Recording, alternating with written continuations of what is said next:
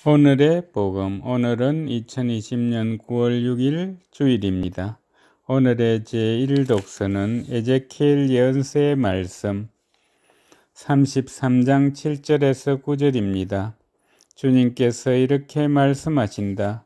너 사람의 아들아, 나는 너를 이스라엘 집안의 파수꾼으로 세웠다. 그러므로 너는 내 입에서 나가는 말을 들을 때마다 나를 대신하여 그들에게 경고해야 한다. 가령 내가 악인에게 악인아 너는 반드시 죽어야 한다고 할 때 네가 악인에게 그 악한 길을 버리도록 경고하는 말을 하지 않으면 그 악인은 자기 죄 때문에 죽겠지만 그가 죽은 책임은 너에게 묻겠다. 그러나 네가 그에게 자기 길에서 돌아서라고 경고하였는데도 그가 자기 길에서 돌아서지 않으면 그는 자기 죄 때문에 죽고 너는 목숨을 보존할 것이다. 주님의 말씀입니다. 오늘의 제2독서는 사도 바울의 로마서 말씀 13장 8절에서 10절입니다.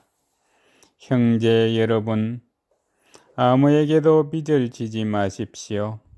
그러나 서로 사랑하는 것은 예외입니다. 남을 사랑하는 사람은 율법을 완성한 것입니다. 간음해서는 안 된다. 살인해서는 안 된다. 도둑질해서는 안 된다.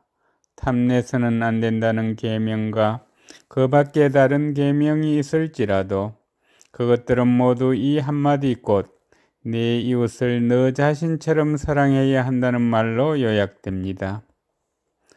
사랑은 이웃에게 악을 저지르지 않습니다. 그러므로 사랑은 율법의 완성입니다. 주님의 말씀입니다. 오늘의 복음은 마테오가 전한 거룩한 복음 18장 15절에서 20절입니다. 그때 예수님께서 제자들에게 말씀하셨다.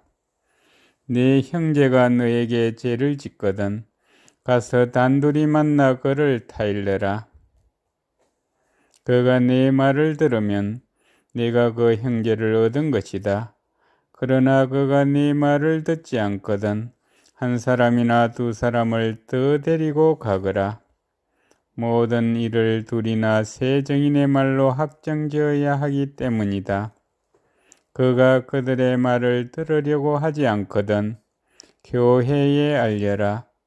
교회의 말도 들으려고 하지 않거든 그를 다른 민족 사람이나 세리처럼 여겨라. 내가 진실로 너희에게 말한다. 너희가 무엇이든지 땅에서 매면 하늘에서도 매일 것이고 너희가 무엇이든지 땅에서 풀면 하늘에서도 풀릴 것이다.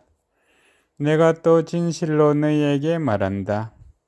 너희 가운데 두 사람이 이 땅에서 마음을 모아 무엇이든 청하면 하늘에 계신 내 아버지께서 이루어 주실 것이다. 두 사람이나 세 사람이라도 내 이름으로 모인 곳에는 나도 함께 있기 때문이다. 주님의 말씀입니다. 오늘의 묵상은 박병규 요한보스코 신부님께서 해주십니다. 본디 하늘은 숭상의 대상이고 땅은 계묘함의 상징으로 이해되어 왔지요. 하늘을 우러러 감히 따져묻지 못하며 땅 위에서는 하늘을 향하여 머리를 꼿꼿이 쳐드는 일을 금기시해 왔지요. 그럼에도 오늘 복음은 하늘이 내려앉고 땅이 솟아오르는 천지개벽의 일을 이야기합니다. 맞닿을 수 없는 하늘과 땅이 마주보고 서로의 안부를 묻는 일이 벌어진 것입니다.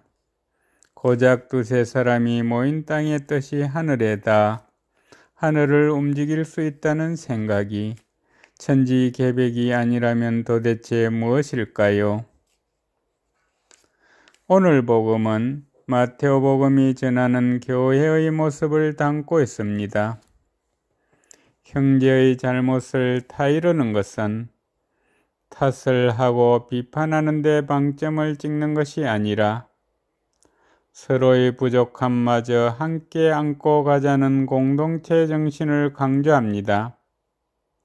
땅이 하늘을 움직일 수 있는 유일한 방법은 땅을 디디고 사는 모든 이를 형제로 생각하는 것, 그 형제의 아픔과 실수를 제 것으로 알고 함께 아파하고 보듬어 주는 것입니다.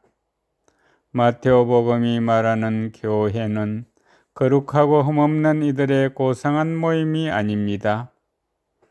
어찌 저런 인간이 성당에 나올까 싶어 혀를 끌끌 차는 그 순간에 그럼에도 형제 자매라고 불러야겠다는 다짐과 결단이 있는 곳이 마테오복음의 교회입니다.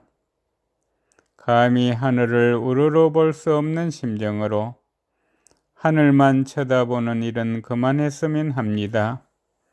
그 감이라는 생각과 시선을 우리가 업신여기고 하찮게 여긴 땅의 사람들에게 되돌리는 일, 그것이 천지개벽의 일이고 하느님이신 예수님께서 우리에게 부탁하신 일입니다. 하늘과 맞닿아 거룩해지는 일은 우리의 편협한 잣대로 만들어 놓은 자칭 거룩함이라는 우상을 부수는 일에서 시작됩니다.